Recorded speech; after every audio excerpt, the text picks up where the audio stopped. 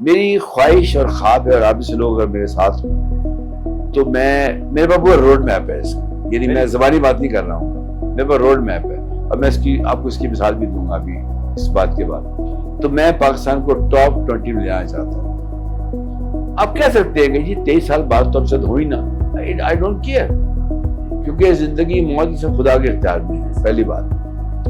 اس کے ثبوت کے طور میں آپ سے کہہ سکتا ہوں، اور یہ ریکارڈ ہے، پورے ایف آئی او کو یہ بات پتہ ہے، جب میں نے ایف آئی او کو جوائن کیا امیگریشن سسٹم کے لیے، اور ہم نے اس کو آٹومیٹ کرنا چاہا، تو مجھے ابھی تک کراچی میں وہ ڈی ایس پی نہیں بولتا، ظاہر وہ انہوں نے کہا جی تو آپ آٹومیٹ کر دیں گے تو ہم لوگ کیا کریں گے، مشینیں ٹیک اوور کر لیں گی۔ تو اس نے مجھے پنجابی میں کہا سارے دسو کہ مشین ہی بندہ لبے ہے۔ میں کہا اچھا ایسے کر لو، تھوڑا سا میری بات مان لو، مشین بندہ لبے گی۔ تو اس زمانے میں ایوریج تھی کہ اگر گورنمنٹ کہتی تھی یہ پاسپورٹ ملک میں کب آیا کب گیا ہے تو ہفتے 2 ہفتے لگ جاتے تھے۔ اب وہی ٹائم، اور میں اس وقت کہا تھا کہ میں اس رسپانس ٹائم کو 2 منٹ کر دوں، 2 منٹ پر چل جائے گا، اور لوگ میرا مذاق اڑایا کرتے ابھی کی جہاں میں جاتا کہ چاہیے کم کی گل کرو یار، کی کر رہے 2 منٹ پتا کہ لگو گے کب آیا کب گیا، میں کہا ہوگا، آج وہ ہو رہا ہے۔ یس۔ السلام علیکم ناظرین، نقوش اسٹوڈیو میں ایک نئے مہمان کے ساتھ ایک بار پھر حاضر خدمت ہیں۔ اس اسٹوڈیو میں ہم آپ کی ملاقات ایسی شخصیات سے کرواتے ہیں جنہوں نے ادب، فن، سیاست اور علمی گفتگو کے مختلف حوالوں سے اپنے نقوش ثبت کیے ہوں۔ ہماری آج کی مہمان شخصیت بھی انہی خصوصیات کی حامل ہیں۔ آپ نے سائبر سیکیورٹی، ایمرجنٹ ٹیکنالوجیز اور ایس ڈی جیز میں اپنے نقوش ثبت کیے ہیں۔ آج امید ہے کہ آپ ان کی گفتگو سے مستفید ہوں گے۔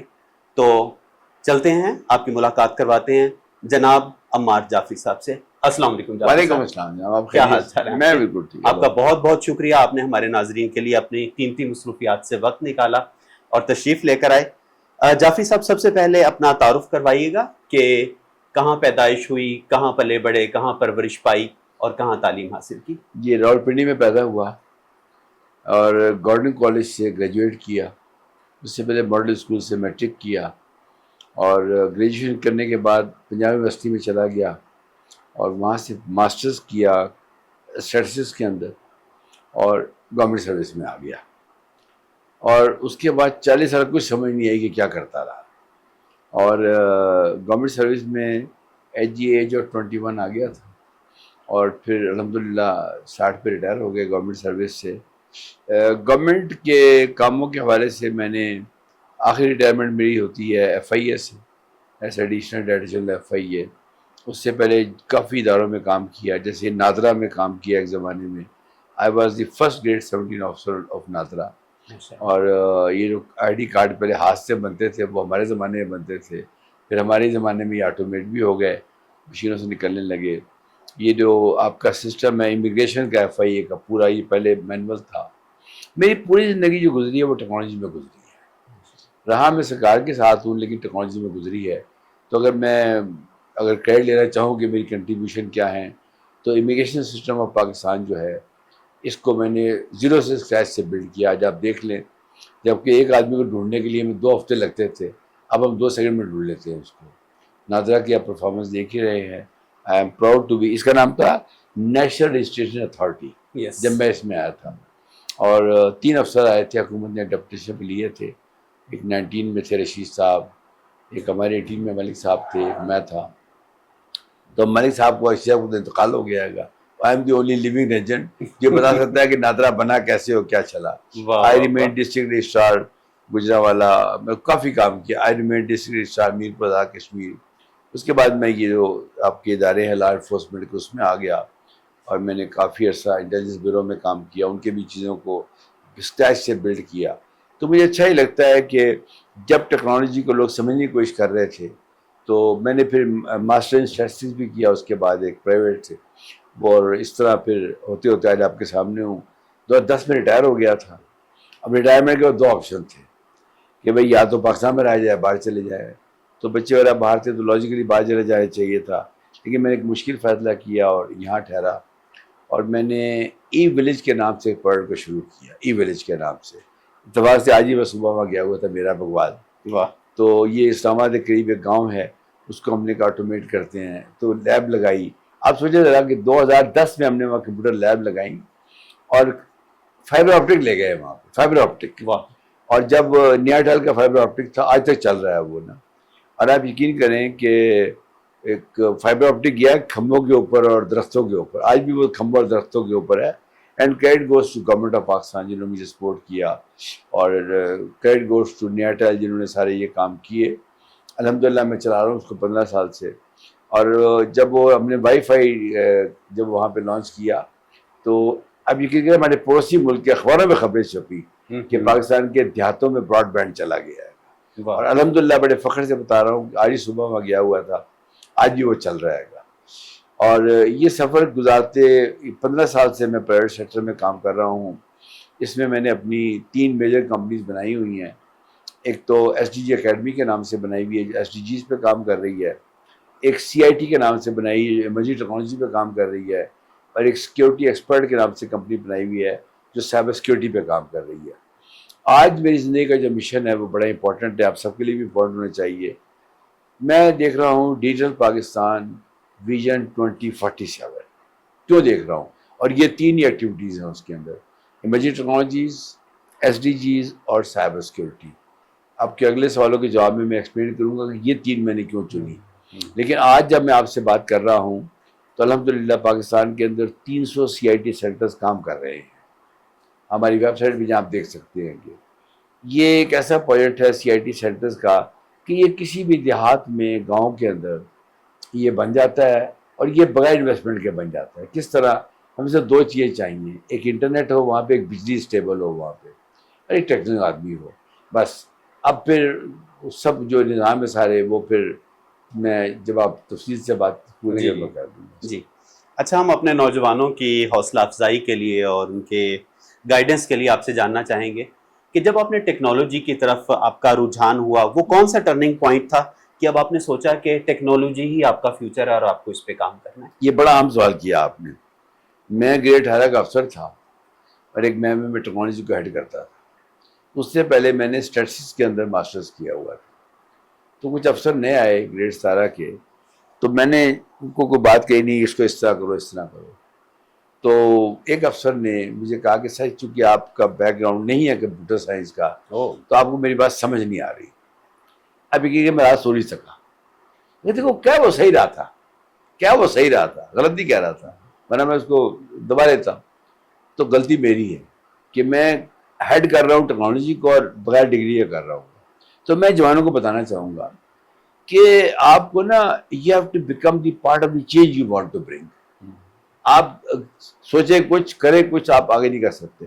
آپ یقین کریں میں نے 2 سال لگا کر ایک پراپر یونیورسٹی سے 3.9 کے جی پی ایس سے میں نے ڈگری کی, ماسٹرز کی کمپیوٹر سائنس کے اندر. اب مجھے پھر چیزیں سمجھ میں آنی شروع ہو گئی کہ یار یہ تو ٹھیک ہے. تو وہ خیر میرے ادارے نے مدد کی, مجھے الاؤ کیا ماسٹرز کرنے کے لیے. اس کے بعد میں انسٹاپیبل ہو گیا. Today I am unstoppable. بہت اچھے, بہت اچھے. اچھا, آپ کے تعارف کا ایک بڑا حصہ ہے ایمرجنگ ٹیکنالوجیز. آپ ذرا ہمارے ناظرین کو تفصیل سے بتائیے گا کہ ایمرجنگ ٹیکنالوجیز کی ٹرم اس کا کیا مطلب ہے, کن ٹیکنالوجیز پہ لاگو؟ دیکھیے گزارش یہ ہے کہ جس شخص نے کہا تھا نا پہلی دفعہ کہ یہ زمین گھومتی ہے تو اس کو سہ موت ہو گئی تھی. یعنی آپ نے جب بھی کوئی نئی بات کیا تو لوگ کرٹیسائز کرتے ہیں آپ کو. تو اس کا ایک انٹرسٹنگ واقعہ یہ آپ کے ناظرین کے لیے کہ جب ان صاحب کو سہ موت ہو گئی تو وہ جو ان کا جوری میں ایک دوست تھا وہ کار میں کہنے کا یار معافی مانگ لے بھائی, تجھے سہ موت ہو جائے گی, کیونکہ اس زمانے کے ایجوکیشن لاس کے مطابق کہ سسٹم ٹھیک نہیں چل رہا. ایگزیکٹلی. تو وہ جناب جب وہ دوست نے کہا تو اس نے کیا کروں, تو اس نے کہا جان تو چھڑاؤ آج نہ.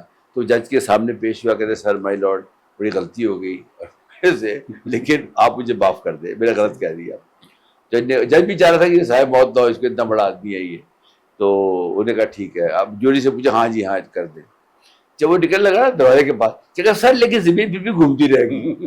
یہ طرح کی بات کیوں کہ آپ نے مجھے معاف کر دیا, زمین گھومتی رہے گی. تو میں جب اس فیلڈ میں آیا تو ظاہر ریٹائرمنٹ کے بعد آیا. ریٹائرمنٹ کے پہلے میں گورنمنٹ کے لیے کام کرتا تھا, وہ ایک جو بھی مجھے کہا جاتا تھا میں کر دیتا تھا. اچھا, اب جب میں آیا تو I came with a lot of experience. Specially airports کی آٹومیشن نے مجھے بہت ایکسپیرینس دیا, ارائیول ڈپارچر کا ریکارڈ. پھر یہ جو NR3C ہے آپ کا، جو اب NCCIA بن گیا ہے FIA کا ادارہ، اس کی بنیاد میں نے رکھی الحمدللہ، بنیاد میں نے رکھی، یعنی کہ جو پہلی ٹیم ریکروٹ ہو کے آئی الحمدللہ میں نے ان کے ساتھ کام کیا. میں بڑا آنر فیل کرتا ہوں کہ وہ بھی اس کا اعتراف کرتے ہیں کہ ہمارے جعفری صاحب نے ہمیں اس چیزوں کو سکھایا. اب میں نے یہ بات کی 2002 کے اندر، آج سے 23 سال پہلے. یعنی جو چیزیں آج لوگوں کو سمجھ نہیں آ رہی تو وہ خدا کی بیمانی مجھے سمجھ میں آ چکی تھی. اچھا، تو جو آپ کا سوال ہے ایمرجنگ ٹیکنالوجیز کا، وہ یہ ہے کہ every rising sun see a new technology today, every rising sun. اس لیے اس کو کہتے ہیں ایمرجنگ ٹیکنالوجیز. اس میں چند کے میں نام لوں گا. اس کے سب سے بڑی اس وقت AI ہے، آرٹیفیشل انٹیلیجنس. اس کے بعد IoT ہے، انٹرنیٹ آف تھنگس. پھر بلاک چین ہے. پھر یہ اب نئی میٹاورس آ رہی ہے کہ یہ تو مین لائن ہے چل رہی ہے اس وقت نا. لیکن کچھ سائڈ میں AR VR ہے، جیسے آگمنٹڈ ریئلٹی ہے یا ورچوئل ریئلٹی ہے، اور جیسے کمپیوٹر ویژن ہے، GPS سسٹمز ہیں. یہ سب کلسٹرنگ ہے. آسانی کے لیے لوگوں کو سمجھنے کے لیے، اگر آپ نے پلاؤ بنانی ہے تو آپ کو پیاز بھی چاہیے، گھی بھی چاہیے، چاول بھی چاہیے، مرچیں بھی چاہیے. ان میں سے ایک چیز بھی کم ہوگی تو آپ کی پلاؤ نہیں بنے گی. تو یہ جتنی ایمرجنگ ٹیکنالوجی ہیں ایک دوسرے کو سپلیمنٹ کر رہی ہیں. جیسے IoT جو ہے وہ ایک ہارڈ ویئر پلیٹ فارم لا رہی ہے. ہم نے 286 کمپیوٹر پہ بھی کام کیا ہوا ہے، جس میں 40 MB کو اسٹور کرنے کے لیے اتنی بڑی ڈسک چاہیے ہوتی تھی. آج کل لوگ زیکٹا بائٹ کی ڈسک جو ہے USB وہ جیب میں ڈال کے پھرتے ہیں. تو یہ جو ایمرجنگ ٹیکنالوجیز ہیں، جب میں نے یہ ویژوائز کیا چیزوں کو کہ اب میں نے اپنا راستہ کیا بنانا ہے، تو سب سے پہلے میں شروع ہوا ویلیج سے. پھر میں نے کہا نہیں اب ذرا گاؤں سے باہر نکلو، تو میں نے اسلام آباد پہ کام شروع کر دیا. وہاں تھوڑی کامیابی ملی تو لاہور، کراچی، پشاور پہ چلے گئے. جب یہ کرتے رہے تو ہم نے کہا جی اب یہ پاکستان ہوگا. اب یہ سمجھے یہ میرا سفر ہے اتنے سالوں کا، پاکستان ہوگا.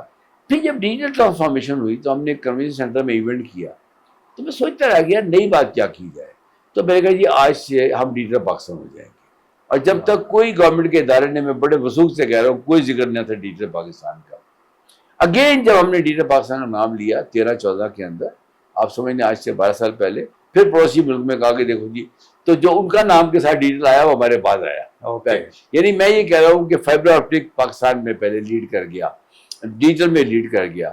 اس کے بعد ابھی کو 2-3 سال پرانی بات ہے، میں چیز کر رہا تھا 2030 کو، کیونکہ وہ SDGs کے ٹارگٹس تھے، اس کو چیز کر رہا تھا میں کہ جی ڈیجیٹل پاکستان ویژن 2030. تو ہمارے وہی پڑوسی ملک کے اندر انہوں نے کوئی بات ہوئی تو کہ چھوڑو پاکستان کو، یہ خود تباہ ہو جائیں گے. تو یقین کریں میں 2 رات سو نہیں سکا. میں کہا یہ آج یہ بات کر رہے ہیں تو جب 100 سال پورے جگہ کیا کریں گے. اچھا اس سے پہلے سنگاپور، جاپان، وہ سب اپنے ٹارگٹ بنا رہے تھے 2050 کے، 2040 کے. تو this figure came to my mind کہ مجھے 47 کی بات کرنی چاہیے. تو ہم نے ایک سلوگن دیا ڈیجیٹل پاکستان ویژن 2047. آج کل میں دن رات 20 گھنٹے کام کرتا ہوں الحمدللہ. دن رات ایک ہی مشن پہ چل رہا ہوں. باہر کے ملکوں میں جا کے پروموٹ کرتا ہوں. آئی am working very closely with AI. چونکہ آپ نے ایمرجنگ ٹیکنالوجی کی بات کی ہے تو I am a proud Pakistani. China government نے ایک کمیٹی بنائی ہے AI کے اوپر، گورنمنٹ کی کمیٹی ہے. اس میں کوئی پڑوسی ملک سے نہیں ہے، کوئی پاکستان سے نہیں ہے. اس میں الحمدللہ میرا نام رکھا ہے انہوں نے. اس میں بے شمار نوبل laureates ہیں. 25 لوگوں کی کمیٹی ہے. بلکہ ابھی میں 2 ہفتے بعد جا بھی رہا ہوں اس کمیٹی کی میٹنگ کے اندر. اس میں وہ پوری دنیا کی جو AI کی اسٹریٹجی ہے اس کو ڈسکس کرتے ہیں، اور ہر 3 مہینے میٹنگ کرتے ہیں، پھر اپنے آپ کو اس سے الائن کرتے ہیں گے. I am working very closely with US organizations. ان کے ساتھ میں ابھی 1 مہینہ گزار کے آیا ہوں، ان کی گورنمنٹ کے ساتھ، ان کے پرائیویٹ سیکٹر کے ساتھ. بلکہ انہیں لائٹر سائڈ جب یہ ابھی ایران پہ اٹیک ہوا تو اس دن میں ایک گورنمنٹ کا ایونٹ تھا ایشیو کا، اس کی گورنمنٹ ڈیلیگیشن میں گیا ہوا تھا. اس دن رات کو وہاں پہ پہلا اٹیک ہوا تو میں وہی موجود تھا. اور پھر وہ بائی روڈ نکلے خیر وہاں سے اگلی آئی ہو الحمدللہ. تو یہ ایمرجنگ ٹیکنالوجیز کے اندر ہے جی. اور جو دوسری چیز ہے SDGs، میں اس کی بات کرنا چاہوں گا. جی ہم میرے خیال ہے کہ لیٹر سٹیج پہ بات کریں گے. ابھی اگر ہم آپ سے یہ جانیں کہ آپ کا جو ویژن ہے 47 کے لیے، یعنی پاکستان جب اپنی 100ویں برسی منا رہا ہوگا، تو اس وقت آپ پاکستان کو کہاں پر دیکھتے ہیں؟ اچھا یہ آپ نے بہت اگین بڑا انٹرسٹنگ سوال کیا. میں نے اپنے آفس کے ہال میں 50 بچے بلائے اور میں نے 1 گھنٹے کی ٹاک دی. تو میں نے کہا اچھا اب آپ بتائیں کہ آپ کہاں دیکھتے ہیں پاکستان کو. تو وڈ یو بلیو 5 بچوں نے کہا کہ جی ہم 47 پاکستان کو نہیں دیکھتے، بلکہ ایک نے بڑا ہنستے ہوئے کہا، تو میں نے کہا کہ اگر آپ یہ روتے ہوئے کہتے تو شاید میں آپ کی بات غور سن لیتا، آپ تو ہنستے ہوئے کہہ رہے ہیں کہ سر نظر آ رہا ہے. میں کہا یہ اس طرح امید مت ہارو.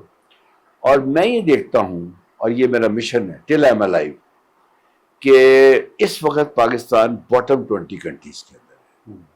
کچھ چیزوں کے اندر بہت نیچے چلا گیا ہے.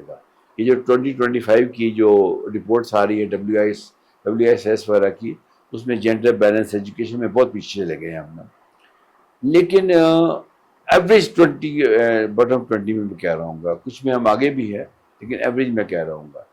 میری خواہش اور خواب ہے، اور آپ سے لوگ اگر میرے ساتھ ہوں تو میرے پاس پورا روڈ میپ ہے اس کا. یعنی میں زبانی بات نہیں کر رہا ہوں گا، میرے پاس روڈ میپ ہے، اور میں آپ کو اس کی مثال بھی دوں گا ابھی اس بات کے بعد.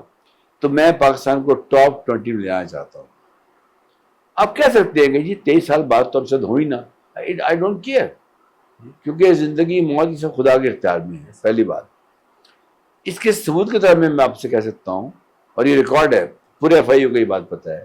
جب میں نے FIU کو جوائن کیا امیگریشن سسٹم کے لیے، اور ہم نے اس کو آٹومیٹ کرنا چاہا، تو مجھے ابھی تک کراچی میں وہ DSP نہیں بھولتا. ظاہر ہے وہ انہوں نے کہا جی تو آپ آٹومیٹ کر دیں گے تو ہم لوگ کیا کریں گے، یہاں مشینیں ٹیک اوور کر لیں گی. تو اس نے مجھے پنجابی میں کہا سارے دسو کدے مشین ہی بندہ لبے گا. میں کہا اچھا ایسے کر لو، تھوڑا سا میری بات مان لو، مشین بندہ لبے گی. تو اس زمانے میں ایوریج تھی کہ اگر گورنمنٹ کہتی تھی یہ پاسپورٹ ملک میں کب آیا کب گیا ہے تو ہفتے 2 ہفتے لگ جاتے تھے. اب وہی ٹائم، اور میں اس وقت کہا تھا کہ میں اس رسپانس ٹائم کو 2 منٹ کرتا ہوں، 2 منٹ پر چل جائے گا. اور لوگ میرا مذاق اڑایا کرتے تھے. اب یقین کریں جہاں میں جاتا کہ شاہ جی کم دی گل کرو یار کی کر رہے 2 منٹ پتا کہ لبو گے کب آیا کب گیا. میں کہا ہوگا، آج وہ ہو رہا ہے. یس آج وہ آپ مجھے بھی اپنا پاسپورٹ دیں، بتا دوں گا آپ کو کہ آپ کب لینڈ کیا تھا، کب گئے تھے پاکستان سے. تو میں یہ سمجھتا ہوں کہ میں بڑی کنوکشن سے آپ کو بتا رہا ہوں گا کہ اگر آپ لوگ میرا ساتھ دیں، حکومت پاکستان میرا ساتھ دے، یونیورسٹیز میرا ساتھ دیں، ادارے میرا ساتھ دیں. کل میں گیا ہوا تھا سی پاکستان کے فنکشن کے، میری بڑی خوشی ہوئی کہ 4 یونیورسٹیوں نے مل کے اس انیشیٹو کو شروع کیا ہے. اللہ گیا تھا میں 1 گھنٹے کے لیے ٹاک دینے کے لیے، میں نے پورا دن گزارا وہاں، کیونکہ آئی گو جہاں پہ میری بات سنی جاتی ہے، سمجھی جاتی ہے. میں سمجھتا ہوں کہ سی پاکستان جیسے، ڈسکور پاکستان جیسے یہ بڑے بڑے پروجیکٹس آ رہے ہیں پاکستان کے اندر، اس کے پیچھے پرائیویٹ سیکٹر کی فنڈنگ ہے. میں آپ کے پروگرام کے ذریعے گورنمنٹ کو میسج دینا چاہوں گا، ہر کام خود کرنے کی کوشش نہ کریں پلیز. میں ریپیٹ کر رہا ہوں گا، let private sector come forward. اور یہ ایک اچھی مثال ہے سی پاکستان کی، اس میں 4 یونیورسٹیاں جو ہیں پرائیویٹ سیکٹر کی ٹاپ یونیورسٹیاں وہ آگے آئی ہیں. میں حیران رہ گیا کہ جو بات میں 10 سال سے کر رہا تھا کہ SDGs کے ٹارگٹ کو لنک کرو بچوں کے FYP کے ساتھ، آپ یقین کریں میں اتنا خوش ہوا. کل میں نے ہر جگہ یہ کہا گیا today I am very happy, کیونکہ مجھے اپنی زندگی میں وہ چیز نظر آ رہی ہیں. بچوں نے اس کے بعد پچز تھے بچوں کے FYPs کے، جتنے پچز بچوں نے کیے وہ سب الائن تھے SDG کے ساتھ. تو میں یہ سمجھتا ہوں میرا تو کام ہو گیا ہے. جو میسیج میں نے دیا تھا اس کا نام تھا یونیورسٹی پلس. وہ یونیورسٹی پلس یہ تھا کہ آپ اپنی ڈگری جب کریں تو جب آپ کا FYP کا موقع ہے فائنل ایئر پیریڈ کا، تو دیکھیں SDG ڈیفائن کر رہے ہیں پرابلمس کو کہ ملک میں کلائمیٹ چینج کا کیا پرابلم ہے، جینڈر بیلنس کا کیا پرابلم ہے. SDGs ہنگر کو، جب آپ وہ سوال کریں گے میں اس کا جواب دوں گا. اس کے بس یہ کہا جی اچھا، میں چاہ رہا تھا کہ پاکستان کے اگر مسائل دیکھے جائیں تو ظاہر ہے کہ ایک ڈیولپنگ کنٹری ہونے کے ناطے بہت زیادہ مسائل ہیں، اور SDG ایک بہت بڑا مینیو ہے، اور جو اب تک کی پروگریس ہے اس پہ شاید پاکستان بائی 2030 سارے ٹارگٹس اچیو نہ کر سکے. لیکن 2 انتہائی اہم ٹارگٹ ہیں جو کسی بھی ملک کی ترقی کے لیے بہت مہم اور بہت بیسک سمجھے جاتے ہیں. ایک تعلیم اور دوسرا صحت. تو آپ کے ویژن میں یہ تعلیم اور صحت کی جو اچیومنٹ ہے SDGs میں، کیا ہم 47 تک اچیو کر پائیں گے یا 30 تک اچیو کر پائیں گے؟ نہیں. اوکے، اوپنلی کہہ رہا ہوں ریزن میں آپ سمجھاتا ہوں. جو تعلیم ہے اس کا SDG 4 ہے اور صحت کا SDG 3 ہے. آج کی اگر آپ رینکنگ دیکھیں تو اس میں 3 چیزیں آپ کو نظر آئیں گی. میں پہلے تعلیم کی بات کر لیتا ہوں. یہ ڈیٹا UN کا ہے، میرا نہیں ہے گا. 3 کروڑ بچے اسکول سے باہر ہیں، اسے کہتے ہیں آؤٹ آف اسکول کڈس. غالباً دنیا میں ایک یا دو مالک ہیں جن کے پاس یہ فگر ہے، باقی سب نے کنٹرول کر لیا ہے. اور یہ اگر آپ نے ان پہ توجہ دی تو یہ پوٹینشیل مطلب اچھے شہری نہیں ہوں گے، موٹی بات ہے. ٹھیک ہے، آپ ان کو ڈال دیں گے صحت میں، وہ ساری یہ زراعت میں یا اور چیزوں کے اندر، پہلی بات تو یہ ہے. دوسری بات یہ ہے کہ جو یونیورسٹیز کی رینکنگز ہیں ہماری، وہ جو ٹائمز کی رینکنگ ہے ہائر ایجوکیشن کے اندر، اس میں اب کچھ یونیورسٹی آنی شروع ہوئی ہیں. ادروائز آج سے چند ماہ پہلے ہماری کوئی یونیورسٹی ٹاپ 500 میں نہیں تھی. ان کے سلیبز ہیں 500، 1000، 1500. اب ریسنٹلی کچھ یونیورسٹیاں میں دیکھتا ہوں ویب سائٹ پہ تو نظر آ رہی ہیں. یہ جو کل کی میں بات کر رہا ہوں سی پاکستان کی، اگر اس طرح کے انیشیٹو چل پڑے یہاں پہ تو ہماری یونیورسٹیز کی رینکنگ بھی بہتر ہوگی. اب وہ ہوگی. ایز فار ایز ٹوڈے میں نہیں دیکھتا. اچھا یہ ایک اور بات اچھی بات کو بتاؤں کہ پوری دنیا اب ڈس اپوائنٹ ہو چکی ہے کہ شاید ہم ٹارگٹ کو اچیو نہ کر سکیں. اس کی ہسٹری کیا ہے؟ ایک اور میں آپ کے سامعین کو آپ کے پروگرام میں ایک بڑے انٹرسٹنگ فگر بتاتا ہوں. جب میں اس کام میں آیا تو یہ تھے MDGs، ملینیم ڈیولپمنٹ گولز، جو 8 تھے، پھر یہ 17 بعد میں بنے. تو میں ریسرچ کر رہا تھا کہ یہ کٹا کھولا کس نے، تو میں خود بھی کئی کٹے کھولتا ہوں. تو آپ انٹرسٹنگ بات بتاؤں آپ کو. ایک دفعہ برکلی یونیورسٹی میں بحث ہو گئی اس بات پہ اور میں جیت گیا اپنی بحث کو. میں نے کہا یہ ایک پاکستانی نے کٹا کھولا تھا. وہ کہاں پہ ڈاکٹر محبوب الحق، وہ ہمارے فائنانس منسٹر تھے. اس شخص نے کہا کہ دنیا میں ہیومن پرفارمنس کو اگر میئر کرنا ہے نا SDI، تو یہ وہ چیزیں. اچھا اس کو بیچارے کو بھول گئے سارے. تو میں تو مشن بنایا ہوا ہے، ہر پروگرام میں اس کا نام لیتا ہوں، ڈاکٹر محبوب الحق کا. لیکن جی اس نے آپ کی ایک یونیورسٹی بنا کے دی آپ کو، یہ فاسٹ یونیورسٹی اسی کی بنائی ہوئی ہے. ٹھیک ہے جی. تو اتفاق سے ہم اپنے ہیروز کو بھول جاتے ہیں کہ جس بم نے آپ کو بچایا ہے اس دفعہ، آپ بھول گئے اس کے ہیرو کو کس نے بنایا تھا. سلیم الزمان صدیقی کو ہم بھول گئے، خلیق الزمان صدیقی کو ہم بھول گئے. یہ وہ لوگ تھے جنہوں نے ہمیں مضبوط کیا. اگر آج ہم ان کو بھول جائیں گے تو کل کو دنیا ہمیں بھول جائے گی. تو میں سمجھتا ہوں کہ ہمیں ڈاکٹر محبوب الحق کو یاد رکھنا چاہیے. میں تو ہر SDGs کی محفل میں اس کا ذکر کرتا ہوں.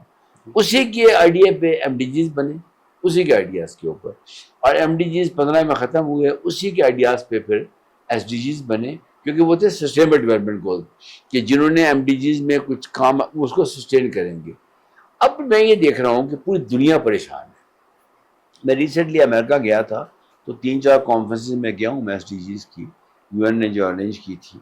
وہ پوری دنیا، لیکن اس وقت 3 کنٹریز ایسے ہیں جس کے اندر یہ آپ کا جو ہے سویڈن وغیرہ شامل ہیں، جو مطلب ایک خاص طریقے کا، جاپان ہے اس کے اندر، ناروے ہے اس کے اندر. ان ممالک کی رینکنگ ٹاپ میں کیوں ہے؟ کیونکہ یہاں پہ سوسائٹی کا بڑا خیال رکھا گیا ہے، ویلیوز کا خیال رکھا گیا ہے.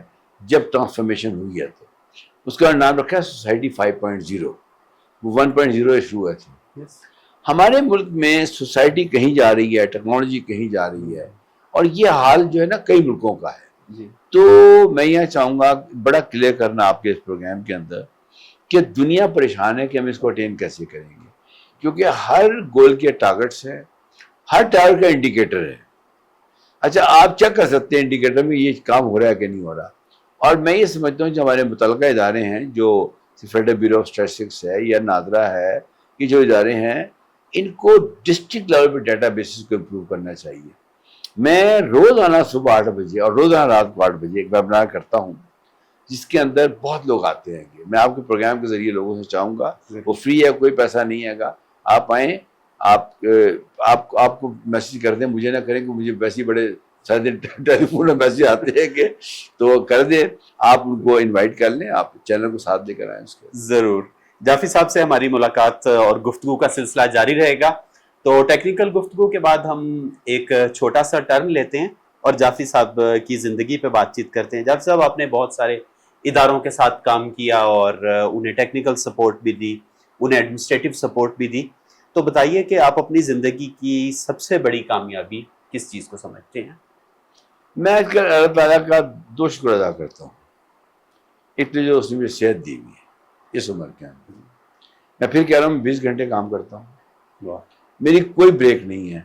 ہفتے کو میں اپنے پنڈی آفس میں ہوتا ہوں، اتوار کو میں میرا بوال میں ہوتا ہوں، باقی 5 دن اپنے ڈلیوری آفس میں ہوتا ہوں. سب سے بڑا شکر یہ اللہ تعالیٰ کا. دوسرا شکر ادا کرتا ہوں اولاد کی طرف سے. خدا نے بہت مہربانی کی میری، اور میرے بچے تینوں دنیا میں اچھے اچھے کام کر رہے ہیں. اس کے بعد میری ذمہ داری شروع ہوتی ہے. میں ایک اچھے گھر میں رہتا ہوں، چند چیزیں میرے پاس ہیں، میں پے بیک موڈ میں ہوں اس وقت. ٹھیک ہے، جیب سے پیسے لگاؤں گا تو اداس ہو جاؤں گا، یا تھوڑے سے پیسے رکھے وہ بھی چلے جائیں گے. تو کوشش کرتا ہوں کہ اپنے آپ کو سیلف سسٹینیبل رکھوں، تاکہ اسی میں جو پیسے کماؤں اسی میں لگا دوں. اور مجھے اچھا یہ لگتا ہے کہ میں کل بھی جس سی پاکستان میں گیا تو اسٹیج میں 3-4 کی نوٹ اسپیکرز نے کہا، بڑے ان کے نام ہیں، کہ ہم نے جو کچھ سیکھا ہمارے جعفری سیکھا ہے. اوکے. اے ولیج کا نام لیا گیا کہ آج جو لوگ اتنی بڑی بڑی باتیں کر رہے ہیں اس کی بنیاد اے ولیج نے رکھی. تو جس شخص کو اس کی زندگی کے اندر لوگ ریکگنائز کر لیں تو وہ تو میں سمجھتا ہوں بڑا خوش نصیب ہے. تو میں اس کو اپنی کامیابی سمجھتا ہوں. بہت اللہ کا شکر ادا کرتا ہوں کہ till my last day in this world یہ سلسلہ جاری رہے. بہت اچھا، بہت اچھا. ظاہر ہے کہ زندگی کے دونوں پہلو ہیں، تاریک بھی اور روشن بھی. تو کامیابیاں بھی ہوتی ہیں اور ناکامیاں بھی. کبھی کوئی ناکامی ہوئی؟ بہت بیسٹ. اوہو، کوئی بڑی ناکامی؟ میں اس کا ایک مثال دیتا ہوں آپ کو سمجھانے کے لیے کہ ایک انگلش فلم تھی، اس میں ایک سین دیکھا تھا کہ وہ جو ہوتا ہے وار موویز کے اندر ہوتا ہے، وہ کھڑے ہوتے ہیں تو وہ کھڑے تھے. ایک بندے نے کہا کہ بڑے مسل تھے، ایلک گینس اس کا کیریکٹر کا نام تھا. تو اس نے کہا I can pull this tree. تو لوگ ہنسے کہ یار کیسے پل کرو گے؟ نے کہا نہیں، آئی کین ٹرائی. تو ان کی $100 کی شرط لگی. تو اس نے جناب وہ بڑی کوشش کی، اور وہ کلوتھ کیمرہ دکھایا کہ اس کی رگیں پھول گئی اور سب برا. جب نہیں کر سکا تو پیچھے ہٹ گیا. جو ہٹا تو وہ دوسرے ہنس پڑے سارے. تو نہیں فکرہ بولا جو مجھے ہمیشہ ہنس ہے، کہتا ہے but I did my best. Right, کہ میں نے پوری کوشش کی. بہت اچھا. اب میری جتنی بھی ناکامیاں میں بھی آپ کو سب بتاتا ہوں، اس میں آئی ڈیڈ مائی بیسٹ. ٹھیک ہے، میری ایک ناکامی جس کو میں سمجھتا ہوں لیکن وہ الحمدللہ بعد میں کامیابی میں کنورٹ ہو گئی، کہ 5 سال تک لوگوں نے مجھے ریٹائرڈ سرکاری افسر ہی سمجھا. میں جہاں بھی گیا نا، اور یہ اور سر آؤ چائے پیو جی، یہ وہ کر کے میری بات کو نہیں سمجھا. تو وہ میرے 5 سال ضائع ہو گئے. وڈ یو بلیو کہ میرے سے لوگوں نے وہ ہاتھ کیے کہ سوچ نہیں سکتے آپ. ایک دفعہ مجھے کسی ادارے نے 20 کمپیوٹر دیے، تو میں نے کہا یار چلو کسی کو دے دیتے ہیں. تو میں نے سروے کیا، مجھے لگا اس کو دے دیتے ہیں. تو میں رات کو وہ کمپیوٹر چھوڑ کے آیا وہاں پہ. صبح جب ٹیم بھیجی انسٹال کرنے کی، انہوں نے کون سے کمپیوٹر؟ میں کہا بھائی کیا مسئلہ ہے، کون سے کمپیوٹر، کیا مسئلہ ہے گا؟ الحمدللہ خدا نے ہمت دی. اسی گاؤں میں گیا، اپنے ساتھ بس اس وقت کے IG اسلام آباد کو لے گیا، اور میں نے کہا بھائی اس کو پہچانتے ہو؟ میں ریٹائر ہو گیا، یہ ریٹائر نہیں ہوا کب از کب. تو میں ان کا نام بھی بتا دوں گا، نام تھا کلیم امام، IG اسلام آباد رہے ہمارے ساتھ، قابل آدمی، بڑے قابل آدمی ہیں. تو وہ مجھے کہتے رہے کہ آپ مجھے، میں نے کہا سر آپ کو اس لیے لایا ہوں کہ بتا سکوں کہ میں کچھ بگاڑ سکتا ہوں. وڈ یو بلیو میں کہ وہاں سے اٹھا اور میں نے اسٹامپ پیپر پہ میری کمپنی کو دیے تھے، انہوں نے لکھا کہ میں نے یہ آپ کو گفٹ کر رہا ہوں. اٹھتے میں نے ایک فکرہ کہا، میں کہ یہ اور کسی کے ساتھ نہ کرنا، میں لوگ نیکیاں کام کرنا بھول جائیں گے. بات ختم ہو گئی. جب صبح میں اپنے آفس آیا تو چوکیدار نے کہا جی وہ بندہ 20 کمپیوٹر چھوڑ گیا، جب سب کو دے دینا. تو مجھے ہنسی یہ آئی کہ یا تو اس نے ڈر کے واپس کر دیا ہے، کہ یا خدا خوف بھی دنیا میں چیز ہوتی ہے کہ ایک آدمی بدلا لے سکتا ہے. تو میں نے ہر اپنی ناکامی کے پیچھے کوشش کی کہ اپنے میں سے غصہ نکال دوں. آپ کے اس پروگرام کے ذریعے میں نوجوانوں کو کہنا چاہوں گا کہ ریونج سے کچھ نہیں ملتا. آپ سے کوئی زیادتی کر گیا ہے تو کوشش کریں کہ آپ اس کو اچھی طرح خدا حافظ کریں.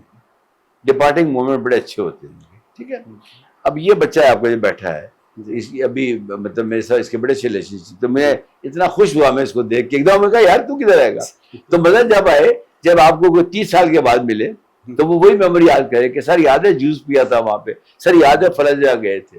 تو میں یہ سمجھتا ہوں وہ میرے 5 سال ضائع ہو گئے، لیکن اس کے بعد خدا نے مجھے اس کا پھل دیا. آج لوگ میری بات سنتے بھی ہیں. میں ہر وہ آدمی جو اپنے آپ کو ایجنٹ آف چینج کہتا ہے اس کے بتاؤں گا کہ شروع میں دنیا میں کسی کی بات نہیں سنی گئی، لیکن اگر آپ نے ناکامی کو اپنے سر پہ سوار کر لیا تو پھر آپ کچھ نہیں کر سکتے. مجھے میں نے ابھی پہلے فکرہ بولا ہے کہ you have to become the part of the change you want to bring. میں چینج لانا چاہتا تھا کہ ہماری جو گریس روٹ ہے اس کے اوپر ابھی ریسنٹلی میں نے ایک پروگرام شروع کیا اے آئی کے اوپر. میں نے دیکھا ہر طرف اے آئی پڑھائی جا رہی ہے, تو میں نے C I T A I centre establish کر دیا ہے گا. میں حیران تھا کہ میں نے ایک پوسٹ ڈالی, اس میں پھر ریحان لاوالا نے بھی اس کو مجھے سپورٹ کیا, تو ہم نے پرسوں ڈالی تھی وہ پوسٹ, اور آج 300 لوگ اس میں آ گئے ہیں اس کے اندر کہ ہم کرنا چاہتے ہیں گے. تو میں یہ سمجھتا ہوں کہ دنیا میں 3 طاقتیں ہیں. ایک پیسے کی طاقت ہے, ایک اتھارٹی کی طاقت ہے, ایک علم کی طاقت ہے. پیسے کی طاقت کو آپ بھروسہ کریں ہی نہ, سوال ہی پیدا نہیں ہوتا. یس اتھارٹی کی طاقت ہے, جب تک رہے آپ کے پاس تو وہ بھی دن ختم ہونی ہوتی ہے گی. جو علم کی طاقت ہے نا, اس پہ بھروسہ کریں. خدا کی ذات کے بعد آپ خود سوچیں, ہمارا مذہب شروع ہوتا ہے اقرا سے. ہماری حدیث پاک ہے کہ چین جاؤ علم حاصل کرنے کے لیے. بالکل. تو جب یہ چیزیں وہاں بتا دی گئیں, میں اکثر یوتھ کو ایک بات کہتا ہوں کہ آپ غور کریں. مجھے نا کئی دفعہ رسول پاک کی حدیث ہے کہ تم کلام پاک میں بھی تم تحقیق کیوں نہیں کرتے.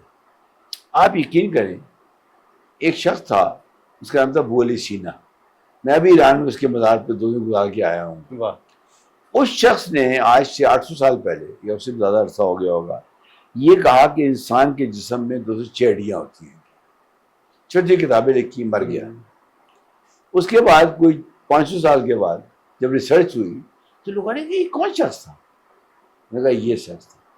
آج دنیا اس کو first doctor of the world کہتی ہے. میں نے خود سنا ابھی رمضان میں کانفرنس میں گورو نے کہا کہ he was the first doctor of the world. اس کا مطلب ہے کہ نوجوانوں کے لیے میرا میسیج ہے, کوئی ایسا کام کریں کہ دنیا آپ کے بعد آپ کو یاد رکھے. اپنی زندگی میں تو آپ کچھ بھی کر لیں گے, کوئی فرق نہیں پڑتا, لیکن یہ عمل جاری رہنا چاہیے. جی جعفر صاحب, آپ نے زندگی ایک بڑے پیشن اور جذبے کے ساتھ گزاری ہے, اور ہمیں یہ تو معلوم ہے کہ آپ, اور دنیا بھی آپ کو اس حوالے سے جانتی ہے کہ آپ نے ایمرجنگ ٹیکنالوجیز پہ کام کیا, آپ نے SDGs پہ کام کیا, لیکن آپ کی شخصیت کا کوئی ایسا پہلو, کوئی ایسی ہابی, کوئی ایسا مشغلہ جسے کم لوگ جانتے ہیں؟ میں کھانے کا بہت شوقین ہوں. Very good. کھانا پکاتا بھی ہوں. بہت اچھا. سیدھے سی بتا رہا ہوں. اوکے. اکثر ٹکے کباب یہ وہ اپنے فارم ہاؤس پہ, گھر پہ. میری بڑی کوشش ہوتی ہے کہ جب گھر پہ کوئی لوگوں کو بلاؤں, تو حالانکہ بیگم صاحب سے بہت جھاڑ سننی پڑتی ہے, کیونکہ وہ کہتی ہیں کہ تم جو جب کھانا پکاتے ہو تو 12 بجے سے چیزیں تیار کرواتے ہو. تو یہ میرا ایک پیشن ہے, اور میں چاہوں گا کہ اس کو مینٹین رکھوں, کیونکہ اس میں مجھے لوگوں کو کھلا کے ان کے جگہ جا کے کھانے بڑا مزہ آتا ہے. Very interesting, very interesting. اور ظاہر ہے کہ آپ کھانے پینے کے شوق کھانے پینے کا شوق رکھتے ہیں, لوگوں کو بلاتے ہیں. اگر آپ کو ایسی صلاحیت حاصل ہو جائے کہ آپ تاریخ کے کسی بھی آدمی کو آج شام ڈنر پہ انوائٹ کر سکیں, تو وہ 3 شخصیات کون سی ہوں گی؟ مجھ سوال ہے, ناراض ہو جائے میرے سے. میں کوشش کروں گا. میں اس میں سے ایک تو بلاؤں گا کسی یونیورسٹی کے اس بندے کو جو جنرلی سمجھتا ہے کہ ہمارے نظام میں خرابی ہے, اس کو امپروو کرنا چاہیے. یونیورسٹی اکیڈیمیا کو بلاؤں گا.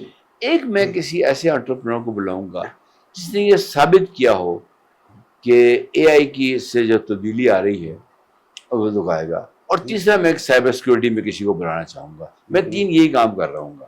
اچھا, آپ نام پوچھیں گے تو کوئی یہ نہ ریکارڈ پہ لوگ ناراض ہو جائیں, کیونکہ وہ اس تینوں فیلڈ کے اندر میرے اچھے دوست ہیں. لیکن میں ان لوگوں کو بنانا چاہوں گا جو جینون ہیں, جو خطرات کو دیکھ کے گھبراتے نہیں ہیں. ان تینوں فیلڈز کے اندر میں کہتا ہوں آج یونیورسٹی کا کوئی وائس چانسلر, کوئی رجسٹرار یا کوئی اکیڈیمیا کا آدمی کہہ دے کہ یار یہ میں کام کروں گا. مجھے الحمدللہ کچھ دن پہلے سائنس ڈپارٹمنٹ ہے نسٹ کا انہوں نے بلایا, تو جب انہوں نے میری باتیں سنی ویژن 2047 کے اوپر تو اچھی لگی. لیکن میں تو یہ کہہ رہا ہوں کہ بھائی یہ چاند ہے, یہ بڑا ہوگا تو اسے بڑا ہونا ہی ہونا ہے. اب اس کے نیچے بیٹھے چاہے تکے کھا رہے ہو یا کوئی فراڈ کر رہے ہو یا کچھ کر رہے ہو. میں بتاؤں آپ کو حیرانگی کی بات, آج شام کو میں ٹی وی پہ دیکھ رہا تھا کہ FIA نے کچھ ایسے لوگوں کو پکڑا ہے جنہوں نے اربوں روپے کا فراڈ کیا تھا ساؤتھ پنجاب کے اندر. تو آج سے کچھ 4 سال پرانی بات ہے, مجھے وہاں کے ایڈیشنل IG صاحب نے بلایا, احسان صادق ان کا نام ہے. انہوں نے کہا کہ ہم آپ کو پوری وہ دیتے ہیں فیسلٹیز, آپ یہ بتائیں کیا ہوا ہے. تو انہوں نے ملتان سے لے کر رحیم یار خان تک میں سب جگہ گیا, پولیس کو انوالو کیا یہ وہ. تو میں نے واپسی پہ آگے بتایا کہ یہ بس فراڈیے تھے جنہوں نے کام کیا ہے, وہ آج پکڑے گئے ہیں. اس کا خدا کا نظام دیکھیں, خدا کا کہ جو رپورٹ میں نے 3 سال پہلے سبمٹ کی کہ جی یہ تھے.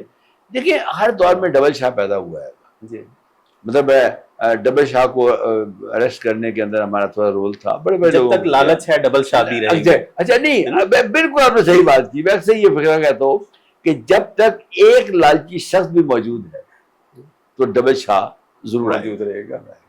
جی جب صاحب آپ نے بڑا مطلب جو کامن پرسیپشنز ہیں ہماری لوگوں کی, اور جیسے آپ نے خود بھی اسے ایڈمٹ کیا کہ آپ کی ریٹائرمنٹ کے بعد لوگوں کو مشکل تھی کہ وہ ایک ریٹائرڈ شخص کو ایکسیپٹ کریں ایز ٹیکنالوجی لیڈر, تو آپ ہمیشہ سیکھتے رہے. کیا کوئی ایسا ہے, ایسی خواہش ابھی بھی دل میں ہے کہ آپ جب کل صبح اٹھیں تو کوئی آپ کی ایسے دیرینہ خواہش ہو کہ آپ کو ایک خاص سکل حاصل ہو جائے, ایک خاص کیپیبلٹی حاصل ہو جائے جو اب تک آپ نہیں سیکھ پائے؟ میموری مجھے لگتا ہے, کیونکہ میرے پاس ہزاروں نہیں پتہ نہیں کتنے ٹیلی فون, جتنی چیزیں ہیں, اتنے لوگ بھی ڈیلی ملتے ہیں. میں خدا سے دعا کرتا ہوں یا اللہ مجھے کوئی ایسی, ایک تو جو اس وقت میموری ہے ٹھیک ہے کوئی مسئلہ نہیں ہے گا, لیکن ایک تو ہوتا ہے ایگزامر وغیرہ ہو جاتا ہے خاص عمر کے بعد, لوگ چیزیں بھول جاتے ہیں. میں دعا کرتا ہوں یا اللہ اس سے مجھے بچا, آمین. اور دوسری بات یہ ہے کہ کوئی ایسا نظام ہو کہ میں چیزوں کو یاد رکھ سکوں. کیونکہ آپ یقین کر لیں یہ لکھنا لکھانا, ڈائریاں شاعریاں یہ وہ, کئی میں ڈائریاں کھو دیتا ہوں. مجھے لوگ ڈائری تحفے میں دیتے ہیں, میں نمبر شمبر لکھتا ہوں اس پہ, پھر کسی جگہ چھوڑ کے آ جاتا ہوں. اس سے بہتر ہے کہ میں اپنے فون پہ ہی نثار کروں. تو یہ میری خواہش ہوگی کہ اللہ تعالیٰ مجھے میموری میری طرح بہتر کرے. تو ہم ارسلان صاحب کے بھی شکر گزار ہیں جو اس پروگرام کو ریکارڈ کر رہے ہیں. ماشاءاللہ. تو ایک طرح سے ہی آپ کی میموری ریکارڈ کرنے میں ان کا بھی کنٹریبیوشن. ماشاءاللہ ماشاءاللہ ماشاءاللہ ماشاءاللہ. جی اچھا, آپ کا ہم جب کام دیکھتے ہیں تو آپ نے حکومتی اداروں کو بھی ٹیکنیکل سپورٹ پرووائڈ کی اور انہیں لیڈ بھی کیا, لیکن دوسری طرف ہم آپ کے کام میں دیکھتے ہیں کہ آپ نے کمیونٹی لیول پہ بھی آپ کا بہت بڑا کنٹریبیوشن ہے. ای ویلیج جیسے انیشیٹیوز آپ نے کیے, اور یہ اس طرح کے انیشیٹیو انٹروڈیوس کروانا عام آدمی کا کام نہیں ہے. تو وہ کون سا واقعہ یا کون سی شخصیت یا کون سے ٹرننگ پوائنٹس ہیں جنہوں نے آپ کو اس بات پہ آمادہ کیا کہ آپ گراس روٹس لیول پہ کمیونٹیز کے ساتھ کام کریں؟ اس کے پیچھے غالباً میرے والد مرحوم تھے, ڈاکٹر یاسر حسین جعفری. انہوں نے قائد اعظم کے کہنے کے اوپر, میرے پر پورا ڈاکومنٹڈ ریکارڈ ہے, وہ گورنمنٹ سروس میں تھے, جب وہاں سے آ رہے تھے دلی سے گورنمنٹ کی گاڑیوں میں جب ٹرینیں چلی تھی, تو قائد اعظم نے کہیں ایک جگہ جامعہ ملیہ وہاں لوگوں کو بلایا تھا, تو میرے پاس اس کی ریکارڈ بھی ہیں. تو ہر ایک سے پوچھ رہے تھے, تو ان سے پوچھا کہ بھئی تم کیا کرنا چاہتے ہو, تو انہوں نے کہا کہ انہوں نے اپنا کچھ بتایا, تو کہیں گے نہیں ہماری ایک تنظیم بناؤ جا کے پاکستان میں اسکاؤٹس کے لیے. اس سے 22 اسکاؤٹس نہیں تھی. قائد اعظم نے کہا تھا کہ سیوا سمتی ہے انڈینز کی اور انگریزوں کی ہے 22 اسکاؤٹ, اور یہ سب کو پتہ ہے کہ انگریزوں کی تنظیم ہے یہ, اس لیے اس میں مسائل آتے ہیں. قائد اعظم نے کہا کہ اس کو بناؤ پاکستان اسکاؤٹس کے نام سے. تو میرے والد صاحب آئے, انہوں نے اپنی جاب بھی کی, وہ ماشاء اللہ ماسٹرز سے, کیونکہ پھر کمیونٹی میں جانا شروع کیا انہوں نے, اور پاکستان اسکاؤٹ ایسوسیشن کے نام سے انہوں نے ایک تنظیم بنائی, جس کی بڑی پینفل بات ہے. ان کی زندگی کے اندر انہیں کہا گیا کہ تم لوگ اسکاؤٹ استعمال نہیں کر سکتے. تو ظاہر ہے وہ ملازم تھے, ان کو چھوڑنا پڑا. اس کی کیا وجہ تھی؟ یہ کوئی انٹرنیشنل لا ہے غالباً, جس میں باقاعدہ ماشاء اللہ ریگولیشن جاری کرایا گیا ایوب خان سے کہ جی یہ بندہ اسکاؤٹ لفظ یوز کر رہا ہے. غالباً اسکاؤٹنگ کا کوئی انٹرنیشنل لا ہے. تو انہوں نے نام وہی رکھا پی ایس سے, کہ وہ میرے والد سے میں بھی یہی کرتا ہوں. نام انہوں نے کر دیا پاکستان سوشل ایسوسی ایشن.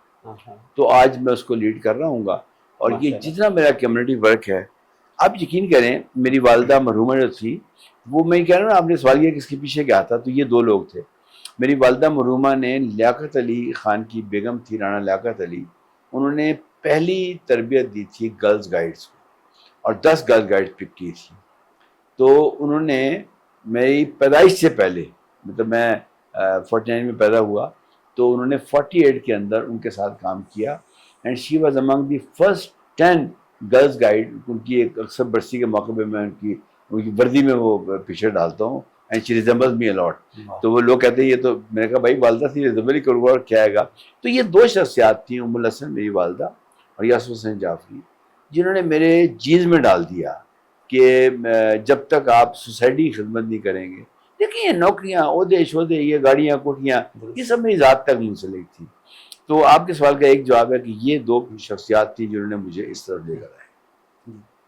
آج جب عمر کے اس حصے میں ہیں، یہ سینیورٹی، یہ میچورٹی، تو آپ ہمارے نوجوانوں کو تو خیر نصیحت کریں گے ہی. اگر آپ اپنے آپ نوجوان 25 سالہ عمار جعفری کو کوئی نصیحت کریں گے تو کیا نصیحت ہوگی؟ اچھا، 25 سال جب میری عمر تھی تو میں گریڈ 17 کا آفیسر تھا and I was district registrar Gujranwala. میرے ذمے یہ جو شناختی کارڈ اور یہ سب چیزیں تھیں جو فیڈرل گورنمنٹ کے کام تھے وہاں پہ. تو میں آپ یقین کر لیں، ایک واقعہ سناتا ہوں آپ کو تاکہ آپ کو آئیڈیا ہو جائے، نصیحت دے جائیں. میں وہاں ہیڈ آف دی آفس تھا، میرے انڈر 150 بندہ کام کرتا تھا، میری رہائش پیچھے تھی وہاں پہ. تو میں شام کو نا واک کرتا تھا، تو یوں سمجھ لیں آسانی کے لیے کہ میں دیکھتا تھا کہ کون لوگ آ رہے ہیں. تو میں اپنے اسٹاف سے دیکھتا تھا کہ یہ بندہ کیوں آیا تھا شام کو، ٹائم ختم ہو گیا ہے. وہ پتہ ہے تمہیں نگاہ رکھی ہوئی تھی. وہی ٹریڈیشن رکھی میں نے جب میں میرپور گیا.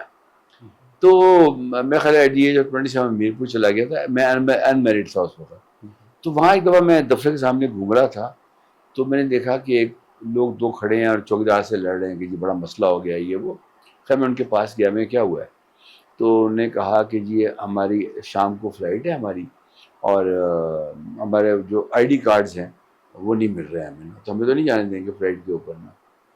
تو میں نے کہا اچھا کوئی بات نہیں، میں بلاتا ہوں گا. میں چوکیدار سے کہا فون کرو. 5-6 لوگ آ گئے خیر وہ، اور میں نے ان کو آئی ڈی کارڈ بنا دیا. جب اس کا آئی ڈی کارڈ میرے کو دینے لگا تو میں جب تم یہاں سے نکلو گے نا تو میرے لوگ تمہارے سے پیسے مانگیں گے، تم نے اس کو اندر لے آنا ہے میرے پاس.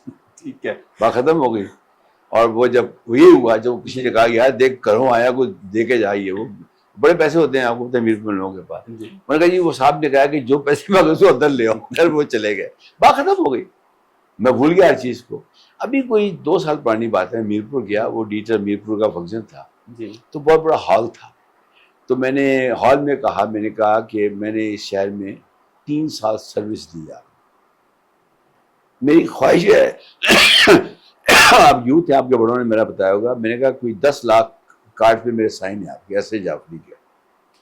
تو کوئی اگر سمجھتا ہے کہ میں نے کرپشن کی ہے یہاں پہ پیسے بنائے ہیں میں نے، تو آپ کھڑے ہو کے مجھے بتائیں اگر آپ کے والد نے دادا نے بتایا آپ کو. تو ایک بابا کھڑا ہو گیا اور جی میں گل کرنی ہے، میں ابھی آج مروا دیا بابے نے کوئی نہ گالی کر دینی ہے. ٹھیک ہے، میڈیا بیٹھا سب کچھ تھا. بابے کے ہاتھ میں مائک آیا، اس نے یہ واقعہ بتایا.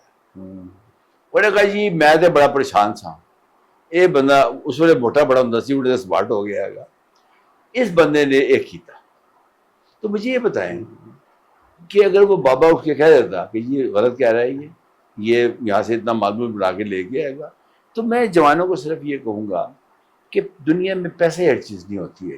اگر میں اس شام کو بابے سے 50 روپئے مانگتا دیتا مجھے، ٹھیک ہے جی، اس میں 10-20 اپنے افسروں کو دے کے بھائی جو آج کل ہوتا ہے جیب میں رکھ لیتا. لیکن میں یہ سمجھتا ہوں کہ آج جو آپ کا سوال ہے اس میں پراؤڈ بھی فیل کرتا ہوں. ایک اور مجھے بڑا فخر ہے کہ میں نے اپنے کبھی والدین کی آنکھ نہیں اٹھائی. کلام پاک میں لکھا ہوا ہے کہ والدین کا آپ کی طرف پیار سے دیکھنا جنت کی نشانی ہے. تو مجھے نہیں یاد کہ میں نے اپنی زندگی میں کبھی اپنی والدہ یا والد صاحب نے اف بھی کی ہو. اختلافات تھے اپنی جگہ جو ہر جوان آدمی کو ہوتے ہیں گے. تو میں یہ کہنا چاہوں گا کہ پلیز ان کے سامنے جب بھی جائیں آنکھیں جھکائیں. اگر آپ کو ان کی بات اچھی نہیں لگی تو پلیز اس کو اوائڈ کریں. بہت بہت شکریہ عمار جعفری صاحب، آپ کا اسٹوڈیوز میں آنے کا بہت بہت شکریہ. ناظرین، امید ہے آپ کو یہ ملاقات اچھی لگی ہوگی. اگر آپ کے عمار جعفری صاحب سے کچھ سوالات ہوں تو کمنٹس میں ضرور مینشن کیجیے گا. اور اگر آپ کو یہ پروگرام پسند آیا اور مستقبل میں آپ اسی طرح کے پروگرام دیکھنا چاہتے ہیں، شخصیات سے ملاقات کرنا چاہتے ہیں، ان کی ذاتی زندگی، ان کا کنٹریبیوشن کمیونٹی میں، گورننس میں جاننا چاہتے ہیں، تو ہمارے چینل کو ضرور سبسکرائب کیجیے گا. اس کے ساتھ ہی اجازت چاہیں گے. بہت بہت شکریہ سر، آپ کا بھی بہت بہت شکریہ. بس تھینک یو ویری مچ.